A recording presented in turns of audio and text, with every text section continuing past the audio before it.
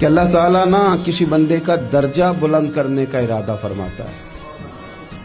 لیکن اس کے اعمال اس طرح کے نہیں ہوتے کہ اس کا درجہ بلند کیا جائے۔ اب رب کیا کرتا ہے، اللہ تعالیٰ اس کو مال کی، جان کی، اولاد کی کسی مشکل میں ڈال دیتا ہے۔ اس مصیبت پر وہ بندہ صبر کرتا ہے تو اللہ تعالیٰ اس کا درجہ بلند فرما دیتا ہے۔ اعمال اس قابل نہیں تھے کہ درجات بلند ہو، وہ اعمال کی بنیاد پر نہیں کر سکتا تھا تو اللہ نے کسی مشکل میں ڈال کے نہ اپنے فضل سے درجہ بلند کر دیا۔ اب جو راہ طریقت کا مسافر تھا، جو سلوک کی منازل طے کر رہا تھا، جو اللہ رسول کے قریب جانے چاہ رہا تھا، اس کے لیے کتنی آسانی ہو گئی